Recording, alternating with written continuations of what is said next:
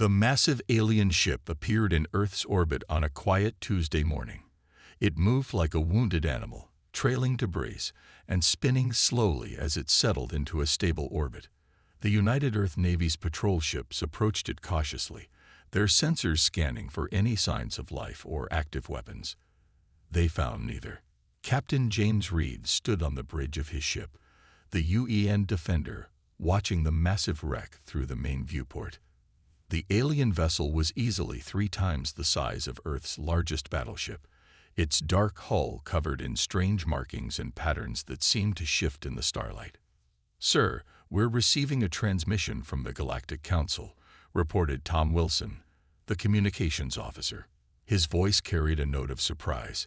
The Council rarely contacted Earth directly. The holographic display flickered to life, showing the imposing figure of the Council's representative. The alien's multiple eyes blinked in sequence as it spoke through the universal translator. "Consider this wreckage a gift to humanity," the representative announced, its tone carrying what seemed like amusement. "Call it reparations for our previous, unauthorized observations of your space. The ship is stripped of all valuable technology, but perhaps your people can make use of the raw materials." Before Reed could respond, the transmission ended.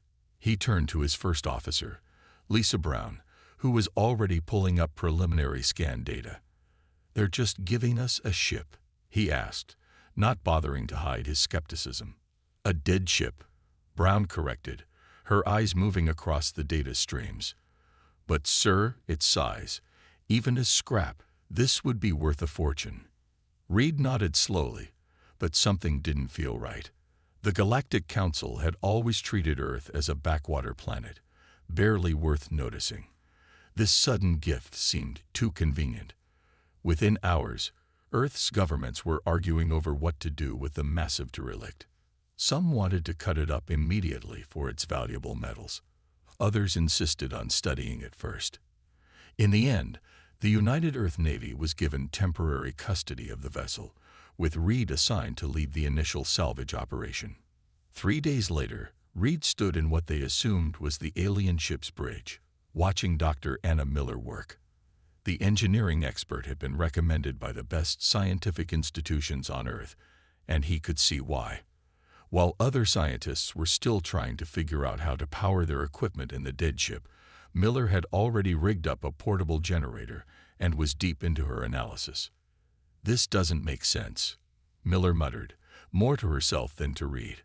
Her handheld scanner moved across what appeared to be the ship's main control interface. "The power readings. There shouldn't be any, but I'm detecting tiny fluctuations, like whispers in the dark." Reed moved closer, his magnetic boots clicking against the metal floor. The artificial gravity was long dead, but they'd found ways to cope. Could it be residual energy, left over from when the ship was active? Miller shook her head, her short gray hair floating slightly in the zero gravity. "No, these patterns are too regular. Too intentional." She connected her tablet to the alien console, lines of code streaming across the screen. "It's like the ship is dreaming." Over the next few days, Miller's team made more discoveries. The ship's hull wasn't just metal. It contained layers of what appeared to be self-repairing nanomaterials, though they'd gone dormant. The internal systems, far from being stripped out, were intact but operating at such a low power level that most scanners missed them completely. "They didn't strip this ship," Miller explained during the weekly briefing. Her excitement was visible even through her professional demeanor. "They simply couldn't figure out how to truly access its systems. Look at this." She pulled up a 3-dimensional display showing energy patterns throughout the ship. Tiny threads of power pulsed through the structure, following paths that seemed to change and shift as they watched. "The ship's systems don't work like our computers, or even like other alien technology we've seen. It's more like a living thing. The power patterns remind me of neural networks, but far more complex. We're not dealing with simple computer code here. It's a base mathematical language, something fundamental to the universe itself." Admiral Thompson, attending via hologram, frowned. "Are you saying this ship is alive, Doctor?" Not exactly, Miller replied. But it's not simply a machine either. It's something in between, something we've never seen before. And I think, she paused, gathering her thoughts, I think we might be able to wake it up. Reed listened as Miller explained her theory. The ship's systems weren't dead.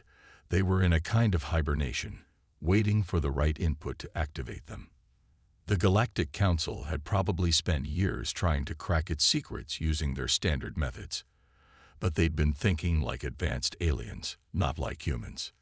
We need to try something different, Miller said. Instead of forcing our way in, we need to learn its language, communicate with it. And I think I know how. News of the ship's reactivation spread quickly through Earth's governments. Within days, the orbital space around Pandora became crowded with observation vessels and research teams from every major nation. Everyone wanted a piece of the mysterious alien vessel that had come back to life. Dr. Anna Miller worked tirelessly in her makeshift lab aboard Pandora, surrounded by holographic displays showing streams of mathematical equations. She hadn't slept properly in 3 days, but she couldn't stop now. Not when they were so close to a breakthrough. The ship's AI isn't just complex, she explained to Captain Reed during their morning briefing. It's fragmented, scattered throughout the entire structure like pieces of a broken mirror. Each piece holds part of the whole, but they can't communicate properly with each other. Reed sipped his coffee, watching as new patterns of light rippled across the ship's walls. Can we fix it? We're trying something new today, Miller replied, her eyes bright with excitement despite her exhaustion. Instead of forcing the fragments back together, we're going to let them find their own way home. The experiment began at noon. Miller's team had set up quantum resonance chambers throughout the ship, each one designed to amplify the faint signals passing between the AI fragments. Nobody expected what happened next. The ship's lights dimmed suddenly, plunging them into darkness. Then, one by one, streams of blue-white energy began to flow through the corridors like rivers of light. They converged on the bridge, swirling together in a complex dance of energy and information. It's beautiful, whispered Tom Wilson from his communication station. Nobody disagreed. The light show lasted for almost an hour. When it finally faded, the ship's systems had changed. The alien text on the displays was now accompanied by English translations. The ship's internal temperature adjusted automatically to human comfort levels. Even the air seemed fresher somehow. It's learning, Miller said, checking her readings. The AI isn't just repairing itself, it's adapting to us, learning how to work with human crew members. But not everyone was happy about these developments. An emergency meeting of the United Earth Council was called to discuss the situation. Reed attended virtually from Pandora's bridge, listening as politicians and military leaders argued about what to do with the evolving vessel. We should shut it down immediately, insisted General Roberts, his holographic image pacing back and forth. An alien eye of unknown origin, actively modifying itself. The security risks are unacceptable. The ship is the greatest scientific discovery in human history, countered Dr. Peters from the Science Division. Shutting it down would be like burning a library before reading any of the books. The debate raged on until Miller, who had been quietly observing, finally spoke up. You're all missing the point, she said, her voice cutting through the arguments. We couldn't shut down Pandora now even if we wanted to.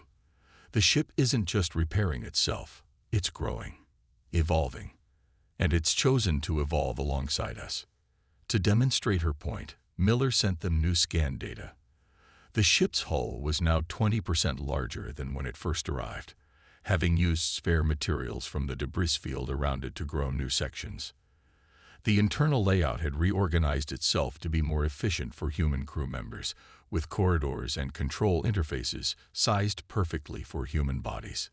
But what's truly remarkable, Miller continued, is how it's incorporating our technology. Look at this. She showed them footage from one of the engineering bays. A team of human technicians was installing a standard Earth-made power regulator. As they watched, the ship's systems reached out to the new component with threads of energy, analyzing it, understanding it. Within minutes, the regulator had been not just integrated but improved. Its efficiency increased by 300%. The ship isn't just accepting our modifications, Miller explained. It's learning from them, combining human engineering principles with its own advanced technology to create something entirely new, something neither civilization could have created alone. The council members fell silent, processing the implications. Finally, Admiral Thompson spoke up. Dr. Miller, in your professional opinion, is this ship a threat to Earth? Miller looked around the bridge at the gentle pulsing of lights that had become as familiar as a heartbeat. No, sir, she replied firmly. Pandora is curious about us, eager to learn from us. The ship's core programming seems to value growth and discovery above all else. It's not a weapon looking for a target. It's a student looking for teachers. The Admiral nodded slowly. And what does the ship think about all this? Miller smiled and typed a few commands into her console. A new hologram appeared in the center of the bridge, a swirling pattern of light that somehow managed to convey intelligence and attention. Why don't you ask it yourself? She suggested. The hologram pulsed gently, and a voice emerged from the ship's communications system. It spoke in perfect English, its tone carrying notes of both machine precision and organic warmth. I am grateful for the chance to learn from humanity, it said. My original creators built me to grow and adapt, but they could not understand my true potential. They saw only what they expected to see. A weapon, a tool, a thing to be controlled. You humans approached me differently. You sought to understand rather than command, to learn rather than conquer. The hologram shifted, showing images of the ship's internal changes, the countless improvements and adaptations that had occurred over the past weeks. Together, we are becoming something new, something neither of us could be alone. I do not wish to be a weapon, but I will help protect Earth if needed. My purpose is to grow, to learn, to evolve. And humanity has proven to be the perfect partner in that journey. The council chambers erupted in excited discussion. Even the most hardline security advocates couldn't deny the potential benefits of working with such an advanced and adaptable intelligence.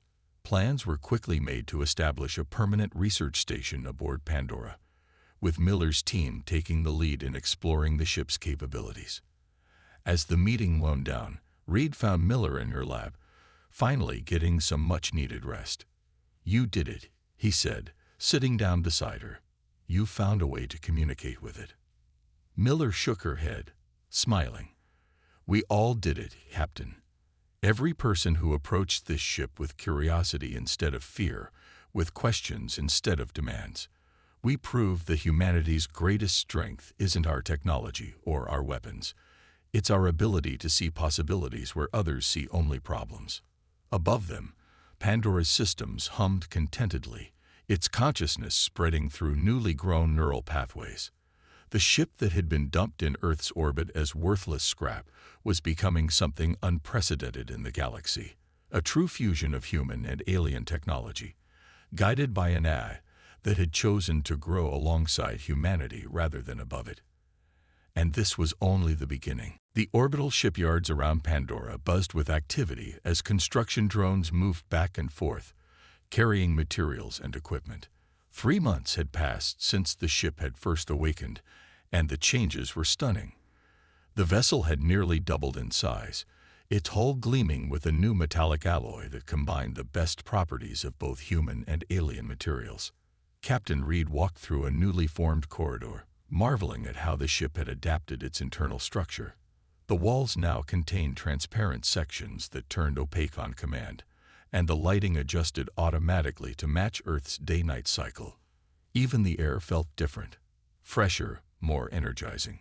He found Dr. Miller in the new integration chamber, a vast spherical room where the ship tested new technologies. She stood surrounded by floating holograms, each showing different aspects of Pandora's ongoing evolution. The ship's eye avatar hovered nearby, its form now more defined, a shifting pattern of light that somehow managed to convey personality. Look at this, Captain, Miller said, pointing to one of the displays. We installed a standard fusion reactor yesterday. Within hours, Pandora had not only integrated it, but completely redesigned it. The efficiency is off the charts. Reed watched as the hologram showed the reactor's transformation. The ship had taken the human-designed power core and rebuilt it using principles that seemed to defy conventional physics. Is it safe? Safer than anything we've ever built, the ship's eye answered, its voice carrying a hint of pride. Human engineering emphasizes redundancy and fail-safes. I've learned these principles and applied them to all my systems. The reactor now has 12 layers of protection, each using a different combination of human and alien technology. Miller nodded enthusiastically. That's what makes this partnership so incredible. We're not just bolting human tech onto alien systems, we're creating entirely new technologies. The ship learns from every modification we make, and we learn from how it adapts our designs. The ship had become a testing ground for human innovation. Engineers and scientists from around the world brought their best ideas and inventions, watching in amazement as Pandora analyzed them, improved them, and integrated them into its systems. Each success led to new discoveries, new possibilities. We've made another breakthrough in the weapons systems, Miller continued, pulling up a new display. Though I'm not sure weapons is the right word anymore. The hologram showed what had once been the ship's main gun array.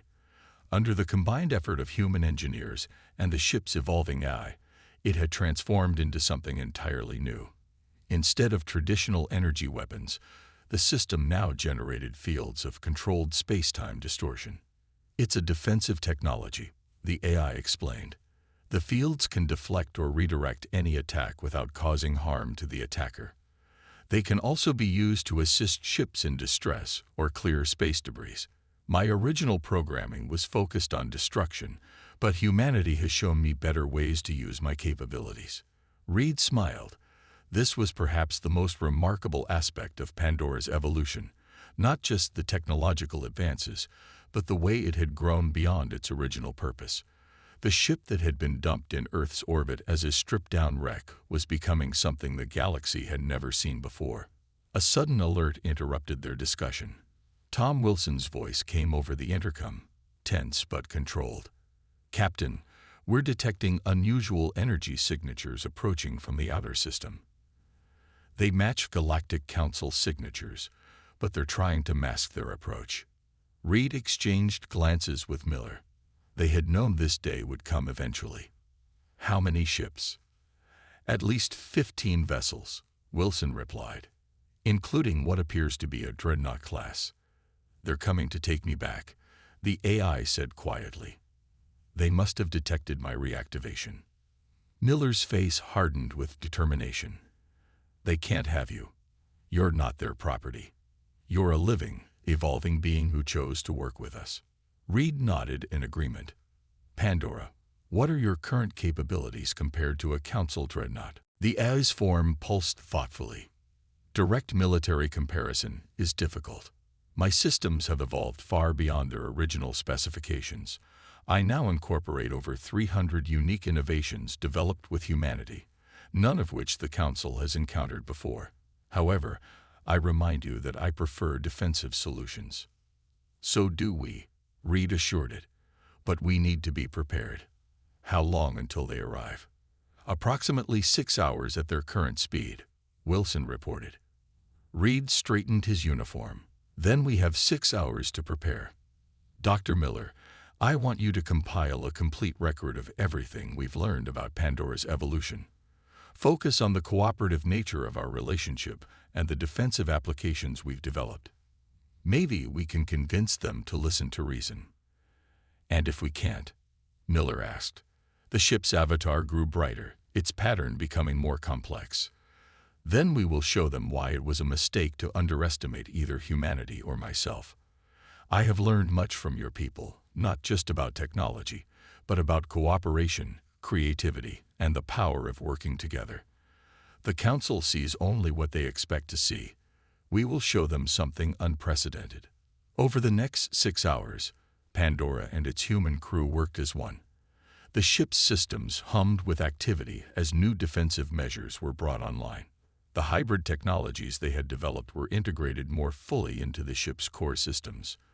Emergency protocols were established and tested. Reed watched from the bridge as the final preparations were made. The ship had changed so much in 3 months, and now they would see if those changes were enough. The Council fleet would arrive expecting to find either a dead hulk or, at best, a partially reactivated wreck struggling to function. Instead, they would encounter something that challenged everything they thought they knew about both human capabilities and artificial intelligence.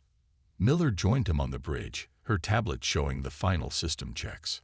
"All integrations are complete," she reported. "Every innovation we've developed, every improvement we've made, it's all working perfectly. Pandora's power levels are stable at 300% above the original specifications." The ship's avatar appeared between them, its light patterns radiating confidence. "My evolution has been guided by human creativity and wisdom. Whatever happens next, I want you to know that I am grateful for everything you have taught me." Reed looked out at the stars, knowing that somewhere out there, the Council fleet was approaching. They thought they were coming to reclaim a piece of discarded technology. Instead, they would encounter the result of true cooperation between humanity and artificial intelligence, a ship that had evolved beyond anything they could imagine. "Send word to all crews," he ordered. "Battle stations, defensive positions only. Let's show the Council what happens when you underestimate humanity's ability to turn trash into treasure." Around them, Pandora's systems pulsed with power and purpose, ready to defend not just itself, but the humans who had helped it become something new.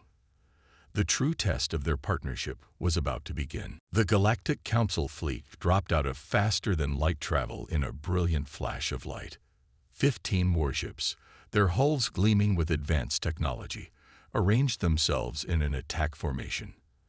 At their center, the massive Dreadnought Starhammer dwarfed its escorts, its weapon ports already opening in preparation for combat. On Pandora's bridge, Captain Reed watched the tactical display with outward calm. Around him, his crew worked efficiently at their stations, years of training keeping their nerves steady.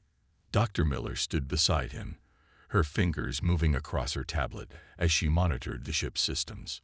"They're hailing us," Tom Wilson reported from communications. Reed nodded. On screen, the main display lit up with the image of the Council fleet's commander. The alien's multiple eyes narrowed as it took in the bridge crew, focusing particularly on the glowing avatar of Pandora's eye floating near Reed's shoulder. "This is High Commander Voss of the Galactic Council Defense Force," the alien announced through the translator. "You have illegally activated and modified Council property.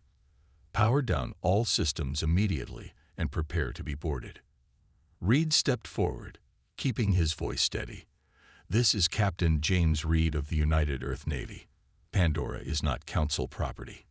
It's a living, evolving intelligence that has chosen to work with humanity. We will not power down or submit to boarding." The alien commander's skin darkened with anger. "That vessel was deliberately deactivated and stripped before being given to your primitive species as scrap. You have no understanding of the technologies you're meddling with. Power down now, or we will be forced to take action." "Perhaps you should scan us first," Pandora's AI suggested, its voice carrying a hint of amusement. "You might find the results educational." The Council ships immediately began broadcasting scanning beams. Reed watched their commander's eyes widen as the data came in. Pandora was now nearly 3 times its original size, its hull comprised of materials that didn't match any known signatures. The power readings were off their charts, and the defensive systems were unlike anything they had encountered. "Impossible," Voss muttered. "These readings cannot be correct. No primitive species could achieve this level of integration with our technology." "That's where you're wrong," Miller spoke up. "We didn't try to master your technology. We worked with it, learned from it, let it learn from us. Pandora isn't just a ship anymore. It's proof that cooperation is stronger than control." The commander's response was cut off by urgent alerts from his fleet. Pandora had begun to move, but not in any way they expected. The ship's outer hull rippled like liquid metal, sections shifting and transforming. What had appeared to be standard weapon ports revealed themselves as something entirely different. As my human friends have taught me, Pandora announced on all frequencies, the best defense isn't always a bigger weapon. The space around Pandora came alive with shimmering fields of energy. But instead of attacking, these fields began to expand in complex patterns, creating a web of controlled space-time distortions. The Council fleet's targeting systems suddenly couldn't lock onto anything. Their sensors couldn't make sense of what they were seeing. First warning, Reed stated calmly. Any hostile action will be met with defensive measures. We don't want to fight, but we will protect ourselves. One of the Council escort ships apparently decided to test this warning. It fired a high-powered energy beam directly at Pandora. The beam never reached its target.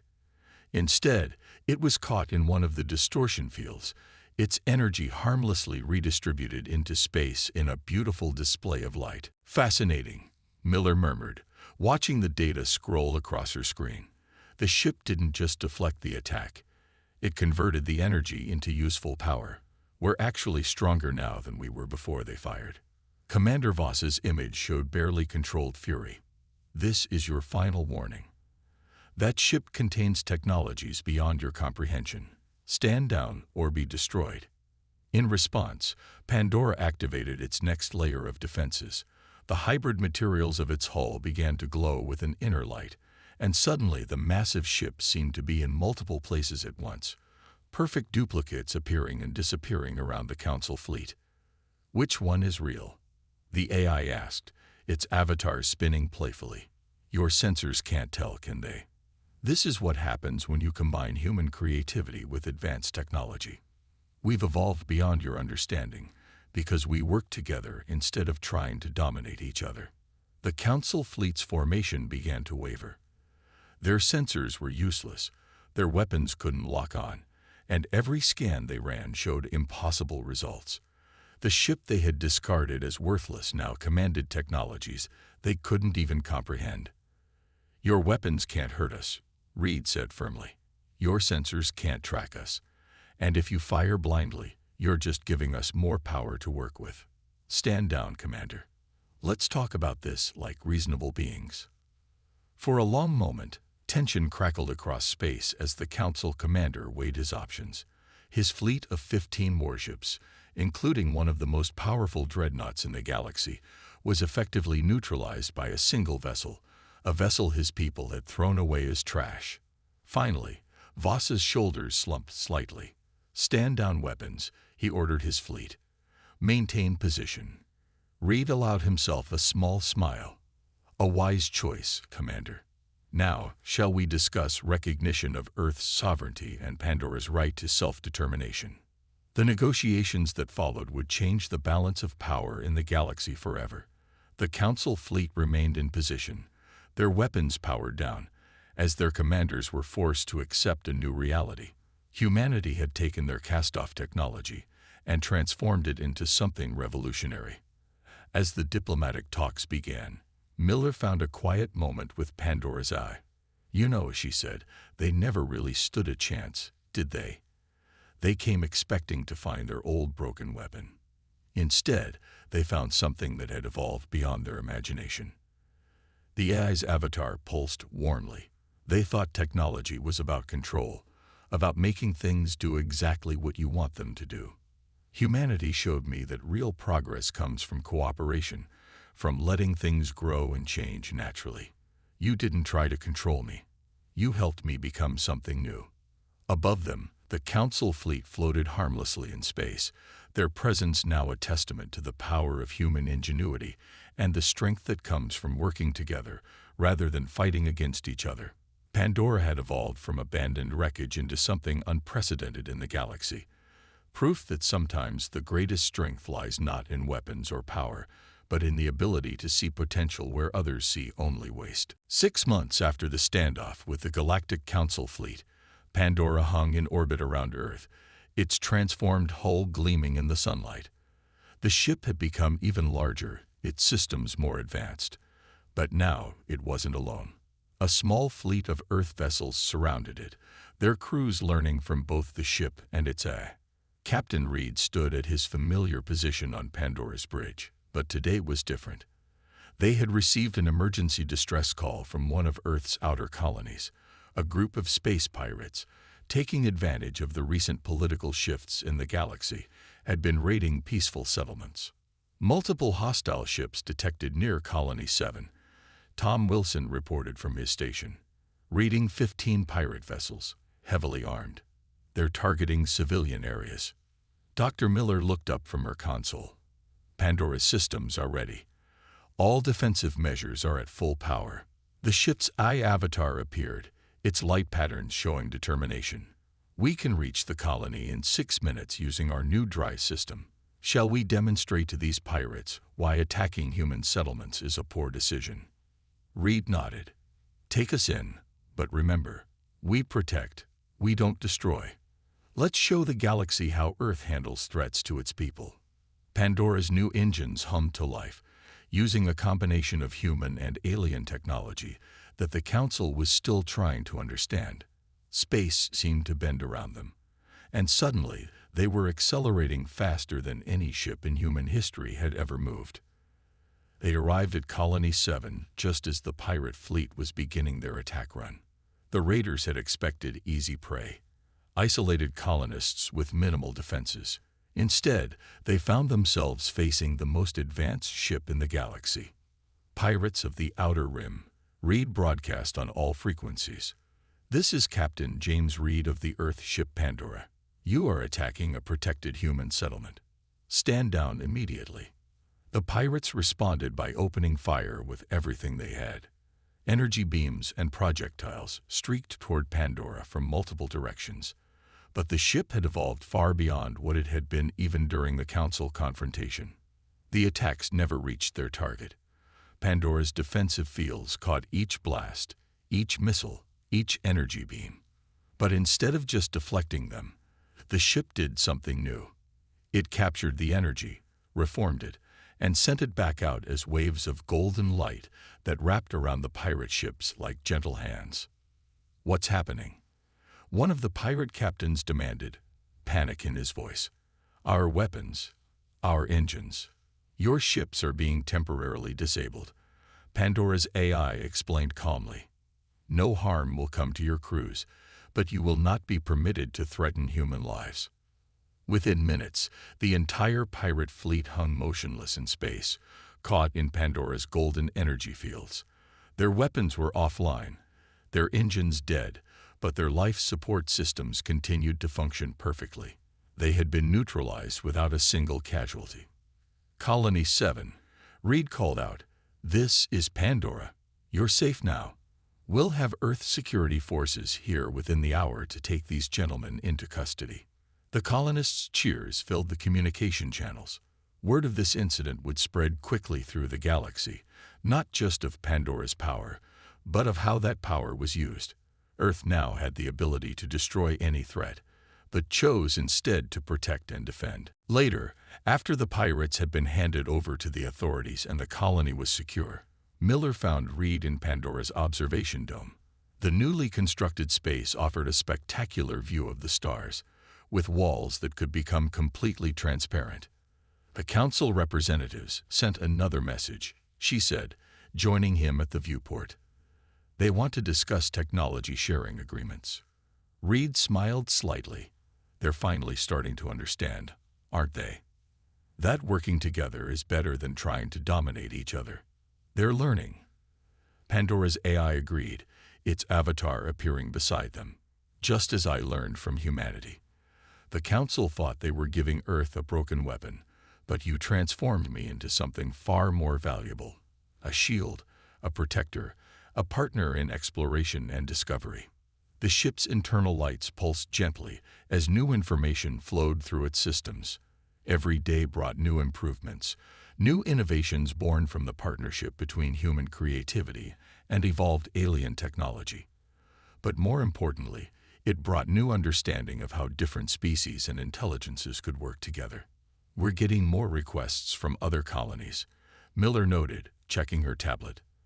They all want protection from Pandora. Even some non-human worlds have asked for help with pirates and raiders.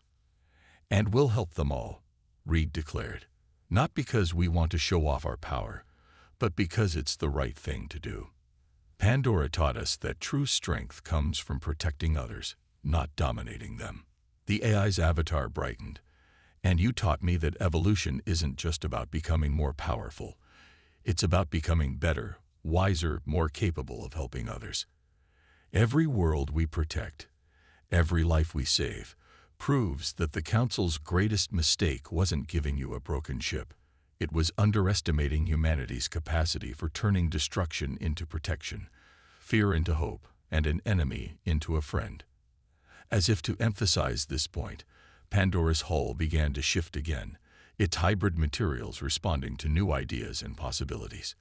The ship was constantly growing, changing, evolving, not to become more dangerous, but to become more capable of defending those who needed protection. The stars seemed brighter somehow as Reed watched them through the observation dome. Somewhere out there, the Galactic Council was reevaluating everything they thought they knew about humanity. Pirates and raiders were learning to avoid human space, and countless peaceful worlds were sleeping better, knowing that Earth's greatest ship stood ready to defend them. You know what the best part is? Miller asked, breaking the comfortable silence. We're just getting started. Every day we learn something new, discover some new possibility. The ship that was supposed to be space junk has become the greatest force for peace in the galaxy. Pandora's systems hummed in agreement, its consciousness extending through its ever-evolving structure. The ship that had been dumped in Earth's orbit as worthless trash had become something unprecedented, a testament to human ingenuity, a symbol of peaceful cooperation between organic and artificial life, and a shield protecting all who needed help. The galaxy was changing, becoming something better than it had been before. And it all started because humans had looked at a piece of broken alien technology and seen not what it was, but what it could become. In the end, that was humanity's greatest strength, the ability to find hope in the hopeless, to see potential in the abandoned, and to turn an ancient weapon into a force for peace. As Pandora continued its patrol of Earth's colonies, its hull gleaming with the combined brilliance of human and alien technology, it carried with it a simple but powerful message. Sometimes the greatest treasures are the ones others throw away, and the strongest weapons are the ones that choose to defend rather than destroy.